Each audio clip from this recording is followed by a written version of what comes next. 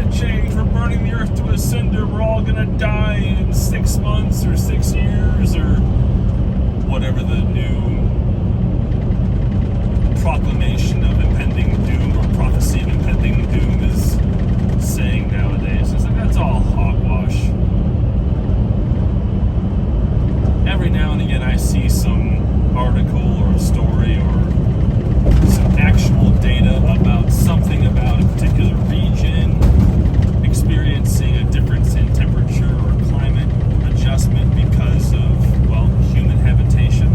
And arguably the most compelling story about it I ever read was, it was a survey, a temperature survey that was conducted, I think, around Shanghai, China in the early 90s, right before Shanghai began to massively expand. And then the survey was repeated, I think, 15 years, maybe 20 years later, I think in 2014, maybe. So about a 20-year gap in the temperature studies, or maybe they had done it once a year, every year, and they collated their findings and published in 2014. I could be wrong. I'm half remembering this story, if I'm being completely honest, but what it did proclaim is that the ambient temperature of that region, I think it was Shanghai, China, had increased by some infinitesimal number of degrees. I think it was maybe 1 or 2 degrees Fahrenheit in terms of the average ambient temperature recorded compared to before Shanghai had expanded and become a massive, sprawling metropolis. Again, I'm only half remembering this, so take what I'm saying with a grain of salt.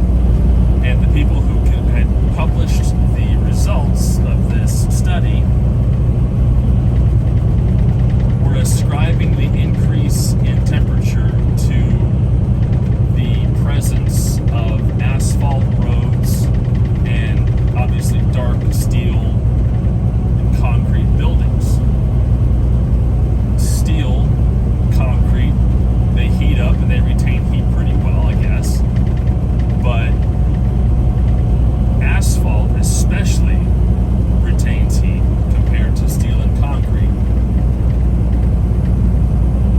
So they were saying that, okay, because they've paved this region, because it's now more settled, it's more urban, the presence of these artificial structures and the roadways have caused an increase in temperature. Now that's actual climate science I can get behind. I actually would take that and say, yeah, this makes sense. I believe this.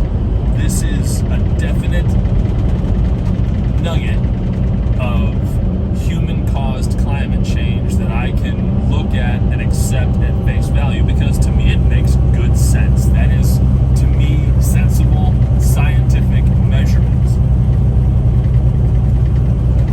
However,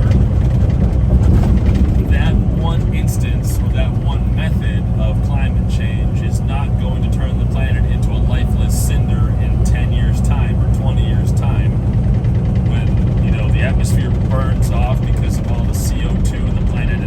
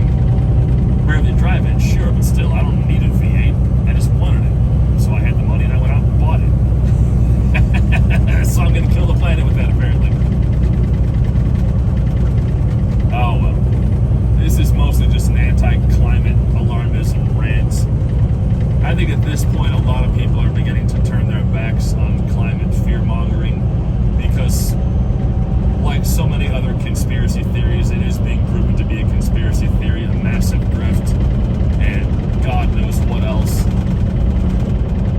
The one point I will make, though, is there's a point that's being, I should say, a counterpoint I'm going to make. The one point I do wish to counter is about how the ultra wealthy are buying property and they own property in extremely desirable areas. You know, the California coast, all along the eastern seaboard. You know, Martha's Vineyard, Cape Cod, Miami, Cape Hatteras, Cape Fear. You know, a lot of really desirable areas are along the U.S. coastline. And of course, there's the European coastlines as well, have extremely desirable areas in the south of France, the Mediterranean, especially on the European side, when it's not being overrun by migrants from Africa, the Italian coast, the Grecian coast.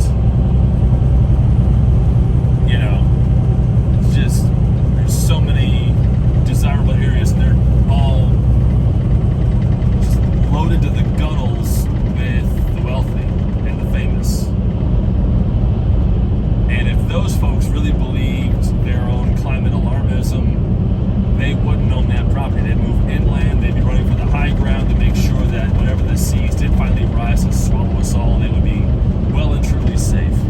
And of course, they're not. They still live in Southern California, they live in Beverly Hills, they live on the desirable coastland of all the states of the Union that possibly can support the lifestyles of the rich and famous. And of course, they live abroad in the desirable areas of Europe and Africa and Asia, Australia. And they're all preaching climate alarmism, well, most of them anyway, and yet they still own this property. All right, well, consider this element, if you will, of human nature. We all make statements or have positions or believe in, I don't know, hypotheses or theories or what we consider to be fact that preaches doom and gloom and danger for someone else. And we don't assume or accept or expect that the same doom and gloom that we're preaching is going to come for us. We believe that because we're saying it, we somehow end up becoming immune to it. And the reality is that could not be further from the truth. So just because the rich and the famous are saying climate change is going to kill us all, unless everyone except them changes their lifestyle massively, yeah, there's a certain level of arrogant immunity they believe themselves to hold. But inevitably, if things do turn for the worse and climate change ends up actually being real and we suddenly begin to have to watch as tens of millions or hundreds of millions of people are just erased from existence by rising tides and, you know, the moon moving closer and shattering the planet or whatever cockamamie cataclysm you believe is most likely to happen, the rich and famous are going to be in the same boat as the rest of us. They'll be screwed. So it doesn't really matter, I suppose, now does it? However, fortunately, the rich and the famous are not known for being intelligent. They're only known for being rich and famous. So make of that what you will. Anyway, I believe that's enough of my own uneducated ranting and rambling for the day as I ramble on up the Mississippi Queen. It's a nice day. I mean, my truck's thermometer is only reading 93 degrees for the outside temperature. That's not horrible.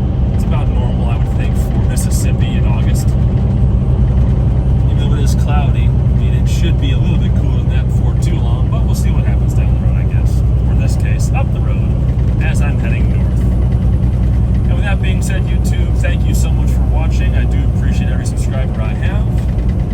If you like what I'm talking about, give me that like, that share, that subscribe. I do appreciate it. But I'm not here looking for subscribers. I'm just here rambling away. In this case, turning some miles while I do it.